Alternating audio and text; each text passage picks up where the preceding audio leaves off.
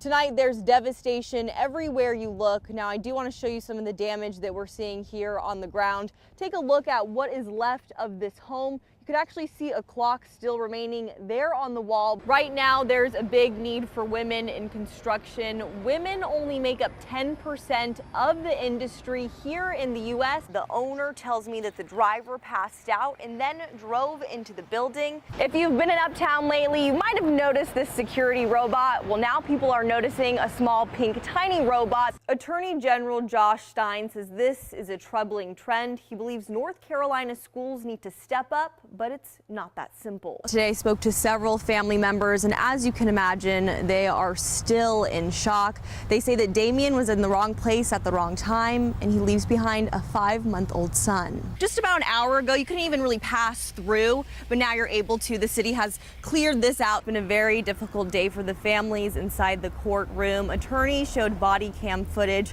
from the night of the incident, and we're not going to show you that entire video, but we do want to warn you, some of the details in this case are disturbing. If the ordinance is passed, they think this area would be perfect for a social district. Several police reports were filed for car thefts and car break-ins. Take a look at some of the damage here, but that's where pups like Montana, this 8-week-old pup, comes in.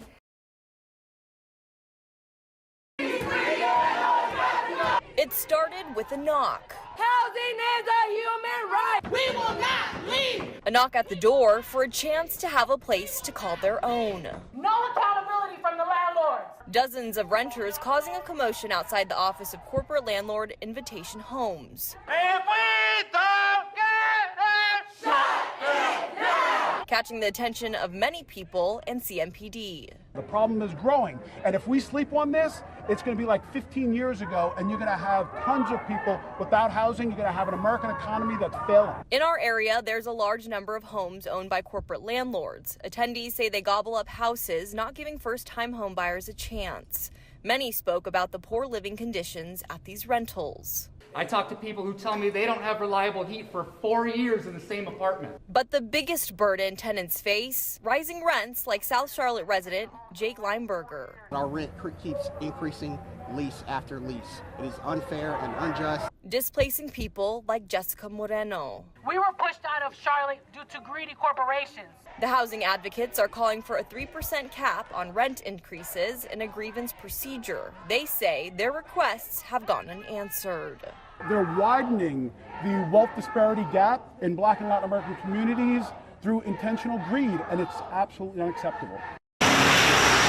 Before officers came by the thousands, Deborah Boulware was one of the first in position for the procession scheduled to pass. I respect the job that they do. Respect is what brought most people here. The officers need to feel like the community's on their side, which is what this is all about. The face of evil showed itself this week, and my heart is broken for these families and these young children.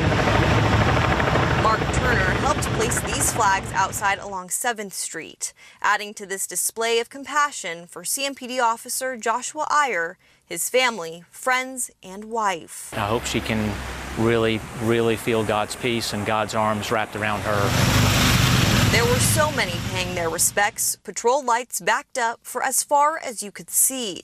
And it's very powerful, and you can't help but be moved by it. Men and women from across the state representing the blue. All over North Carolina, that's right. On this corner alone, many eyes greeted Officer Iyer, giving their final farewells, but wanting to show he'll never be forgotten. We appreciate everything that he did for our city. In a city full of life, violence is a community problem. There's death too. Violence embedded in everyday life. Interpersonal violence is a disease. Dr. David Jacobs spends a lot of his time in the emergency department. He's seen the need for a response that takes aim at the roots of gun violence. We're seeing 12, 13, 14-year-olds now that come in as victims of violence. At the region's only level 1 trauma center, when shots ring out, the victims often end up here. If we just simply patch folks up and send them out, particularly to some of our communities that have been underinvested historically, that they have a 25 to 50% chance of coming back as a repeat victim of violence, and some don't make it back. To avoid that from happening, Atrium Health started the Violence Intervention Program about a year ago. It focuses on people ages 14 to 24. Once someone comes in with an injury related to violence, they are paired with someone from the program and community resources. There are some gaps with just some folks needing to get busy, find things that help them, support them at home or at school.